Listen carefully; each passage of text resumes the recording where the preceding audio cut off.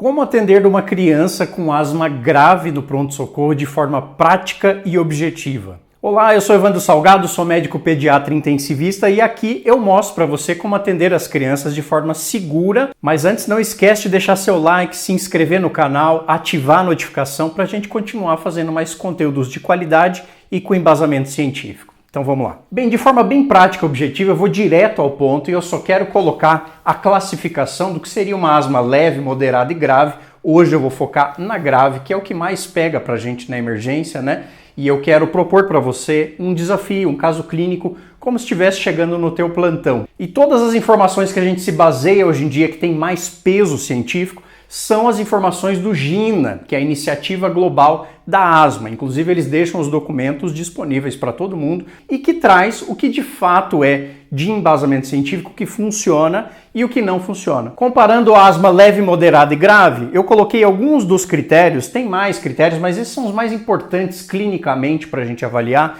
Começando pela dispneia, que é a sensação de desconforto respiratório, é diferente dos sinais de insuficiência respiratória. Dispneia é quando a própria criança consegue descrever que está com falta de ar. E a gente tem uma dispneia leve, obviamente no quadro mais leve, ela começa a aumentar e quando ela está grave é aquela criança que mal consegue se comunicar. É aquela criança que assume uma posição inclusive de tripé, que ela se projeta para frente, fica meio triangular, para tentar alargar a base do pulmão e melhorar o quadro respiratório. Quando a gente vai para a fala, no início, um quadro leve, a criança consegue conversar com você, emite frases. No caso moderado, eu já começo a ter pausas entre essas frases para a criança respirar. E quando é grave, ela mal consegue falar ou no máximo emite algumas palavras só. O neurológico é muito importante porque eu vou avaliar como é que está o grau de oxigenação dessa criança. Então, no quadro leve, neurológico, totalmente normal. Moderado, a criança, em geral, já começa a ficar mais irritada, começa a ficar agitada. E no quadro grave, ela já tende a ficar mais sonolenta, começa a ter um rebaixamento sensório. E isso é muito preocupante, a gente tem que ficar alerta. Frequência respiratória, obviamente, vai aumentando progressivamente para a idade. Sibilos, começam a ter sibilos mais expiratórios no quadro leve, começa a aumentar esses sibilos em quadros moderados e nos casos graves eu tendo a ter sibilos não só expiratórios, eu tenho ins, ex ou pior do que isso, ausente. É o que a gente chama de tórax silencioso. Isso é muito preocupante. Uma criança com rebaixamento sensório e que eu mal ausculto, não tem nem sibilo, mas também não tem murmúrio, isso é muito preocupante. E por fim, saturação. No quadro leve eu tendo a ter uma saturação acima de 95, moderado de 91 a 95 e em geral nos quadros graves é abaixo de 90. E agora eu quero propor para você o seguinte, imagina que você está de plantão na emergência e chega para você o Juan, um menino de 5 anos e que pesa 25 quilos. O Juan está exatamente como eu descrevi no caso grave. Ele está se sentindo extremamente dispneico, ele está numa postura de abertura torácica, uma postura triangular, ele mal consegue falar, já está se sentindo sonolento, você mede a saturação 88% em ar ambiente e aí você vai escutar, mal tem sibilo, tem um pouco de sibilo ins e ex, mas o murmúrio reduzido, aquele tórax mais silencioso, quadro grave, como é que você vai agir? Então aqui eu coloquei para a gente sistematizar de forma mais didática o que a gente faria na primeira hora de atendimento, o que de fato é prioridade, o que vai ajudar o Juan. Primeira coisa, eu preciso melhorar essa oxigenação. Então eu coloco ele na sala de emergência, eu começo a monitorizar e eu ofereço imediatamente o oxigênio, que pode ser em forma de máscara não reinalante, a 10 a 15 litros por minuto, porque isso já vai ajudar na oxigenação cerebral e corpórea. Se você tiver essa disponibilidade, você já pode cogitar para as crianças graves logo de cara indicar um catéter nasal de alto fluxo. Infelizmente, na maioria dos lugares eu não vou ter essa disponibilidade, mas se eu tiver crianças menores de 10 quilos, eu já começo ali 2 litros por quilo por minuto de CAF e acima de 10 quilos eu começo a 1 litro quilo minuto. Isso daqui ajuda bastante, porque se você começa a já dar um suporte respiratório melhor desde o começo, a criança tende a sair mais rápido da crise. Se eu não tenho, pelo menos oxigênio, meu objetivo é manter uma saturação acima de 94 idealmente. Ao mesmo tempo, eu já começo a fazer o meu beta-2 agonista. Isso aqui é fundamental. Eu começo o meu salbutamol. Vamos lembrar que a asma ela tem um processo inflamatório e um processo de fato de broncoespasmo, de contração da musculatura lisa dos bronquíolos. Então, isso aqui vai ajudar a relaxar essa musculatura, a criança vai respirar melhor. E qual que é a dose que a gente faz? Um puff para cada 3 quilos. Se você olhar no documento do GINA, eles não colocam assim. Isso aqui é mais um macete que a gente usa no dia a dia. Eles colocam por faixa etária. Adultos, né, crianças maiores, já usam 8 a 10 puffs. No geral, a gente preconiza assim porque fica mais fácil para escrever.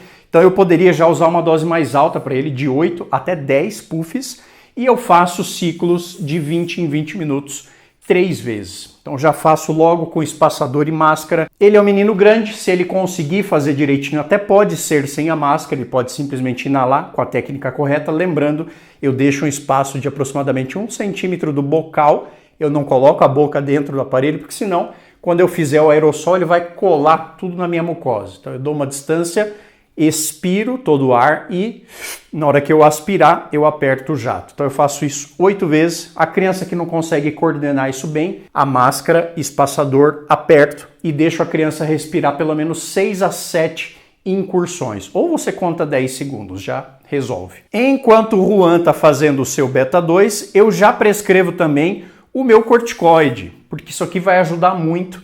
E é importante eu falar o seguinte, hoje em dia com os últimos estudos a gente tem visto que o corticoide oral ele tem a mesma potência do corticoide endovenoso. Então na maioria dos estudos eles recomendam você começar, mesmo para casos graves, com corticoide oral, porque é mais fácil. Nesse primeiro momento talvez você nem precise puncionar, porque pegar um acesso dessa criança que já está cansada, você vai estressar e ele pode piorar ainda mais o desconforto respiratório. Então eu prescreveria assim, prednisolona 3 mg por ml, eu faria 1 mg por quilo, porque a gente faz de 1 a 2 mg quilo dia. Então eu já posso fazer uma dose de 1 por quilo e depois de 12 horas só eu vou fazer a segunda dose. Então aqui eu fiz a continha, ele pesa 25, daria 8,3 ml do xarope. Tomou o xaropinho, maravilha, já fez a dose. Agora, se já tiver sonolento, rebaixado, não tiver condição de ingesta, aí sim a gente prioriza e faz o endovenoso. E aí o endovenoso a gente usaria metilprednisolona, também faria 1 mg por quilo, então seria 25 mg ali de ataque, depois eu deixaria de 6 em 6 horas. E ao mesmo tempo eu já faria o ipratrópio, porque é um caso grave. Casos moderados e leves, não necessariamente eu preciso associar o ipratrópio, mas nos casos graves, a gente sabe que ele tem um sinergismo muito bom. Crianças abaixo de 12 anos, a gente pega a solução em gotas, que é 0,25 mg por ml, e faz 20 gotas. Acima de 12 anos, a gente faz 40 gotas. Por quê? Aqui vai ser 0,25 mg, aqui vai ser meio miligrama. Como é que eu faço? 3 vezes de 20 em 20 minutos. Então, na prática, o que eu vou fazer? Eu vou fazer tudo junto. Começo a fazer salbutamol, junto com o ipratrópio e ao mesmo tempo já dei uma dose de prednisolona. O tempo está passando, a saturação ainda está limítrofe, Juan ainda está cansado e eu já estou indo para a segunda hora. Então ele já fez ali os 3 ciclos de salbutamol, de ipratrópio, já tomou o corticoide. Quando vai chegando ali perto do 3º ciclo, eu estou vendo que ele não está melhorando, eu já vou me preparando para isso daqui. Porque isso aqui precisa ser precoce. Inclusive, nos protocolos, eles colocam que, por exemplo, o sulfato de magnésio você pode, inclusive, começar na primeira hora, se você achar necessário. Mas, no geral, a gente faz aquelas medidas primeiro, percebi que não está melhorando, e aqui só para deixar esse detalhe, depois da segunda hora, eu não faço mais ipratrópio. Eu só faço na primeira hora, porque não tem estudos que corroboram que ele funciona depois você mantendo. Então você não deixa de manutenção mais, você só deixa o salbutamol e que pode ficar inclusive de 30 em 30 minutos. O sulfato, é muito fácil prescrever sulfato, gente. O pessoal morre de medo, tem medo das complicações. Quais são as complicações? Hipotensão. Então eu preciso avaliar se essa criança está estável hemodinamicamente, se eu achar que ele está desidratado. eu já corro uma expansão volêmica, 20 ml por quilo, monitoro, vejo como é que está a diurese, mas na prática, eu já fiz muitas vezes sulfato, na prática isso não acontece porque a criança vai receber a medicação de forma lenta e você está monitorizando o tempo todo. Outro medo que a galera tem é de hipermagnesemia, mesma coisa, não vai acontecer porque ele entra lento e o corpo tem como se adaptar. Então os rins eles conseguem jogar o excesso de magnésio para fora, então não se preocupe.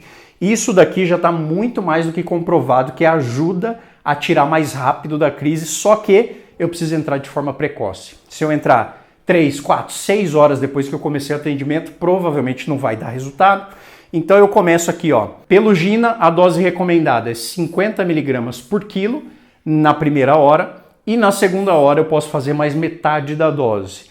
Existe o off-label, que é o HDMI, que é o sulfato de magnésio de alta dosagem. Tem poucos estudos ainda no campo, ainda é off-label e não está no GINA, então a gente não usa de rotina. Mas o que seria o de alta dosagem? Basicamente a gente vai continuar esse processo dos 50 mg por quilo, só que ao invés de fazer em uma hora só, eu continuo fazendo 50 mg por quilo por 4 horas. Então no total a criança receberia 200 mg por quilo. Nossa, dose cavalar, com certeza vai fazer hipermagnesemia, instabilidade. Eu já prescrevi algumas vezes e, sinceramente, não percebi mais efeitos colaterais que a dose habitual e a criança, de fato, ajuda bastante. Porque aqui nesse caso, a gente com uma hora e meia, a gente não faz mais o sulfato e alguns estudos mostram que é benéfico. Mas vou falar aqui do que é label, né, do que de fato está no protocolo do GINA e que pelo menos isso aqui você tem que fazer, que é importante.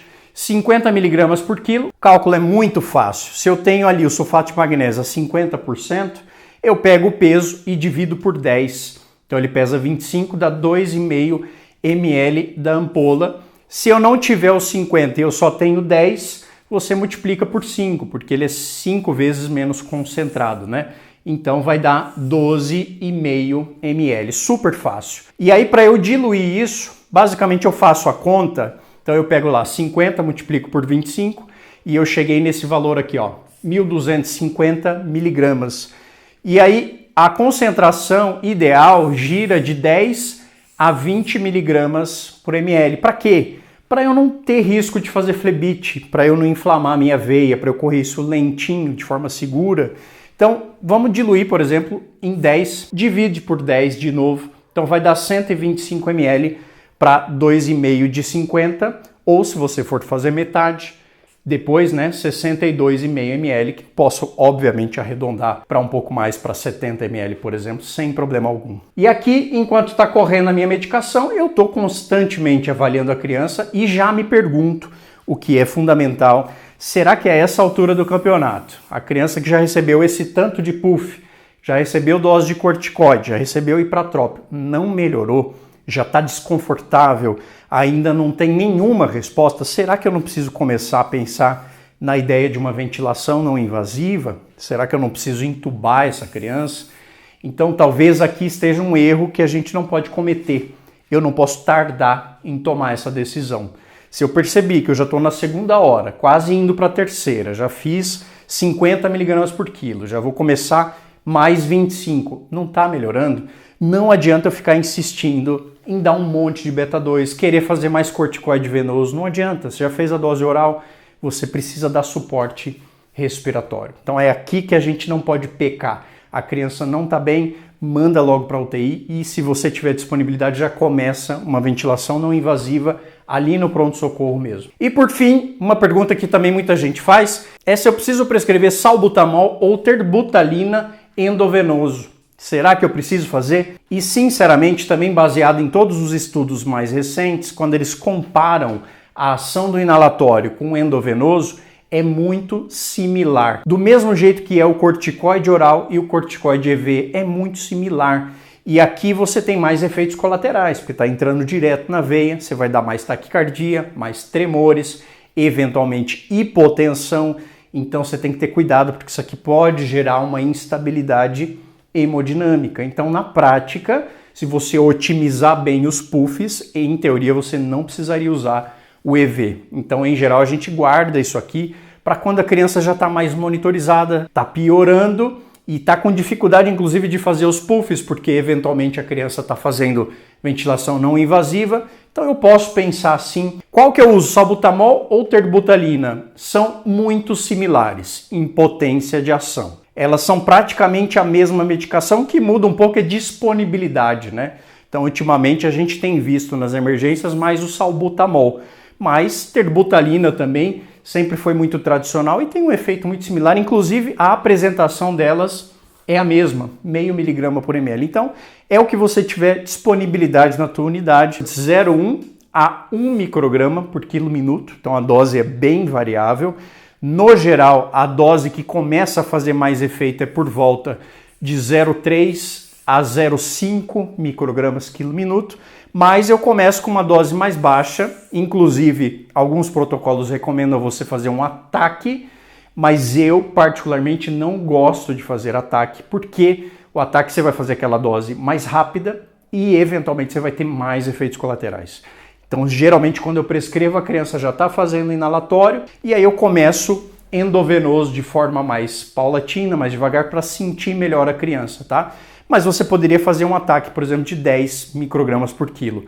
Eu, na prática, não costumo recomendar. E aí eu coloquei aqui a fórmula que a gente usa para cálculo de droga vasoativa, porque na prática a forma como a gente infunde é igual a uma droga vasoativa, microgramas por quilo minuto.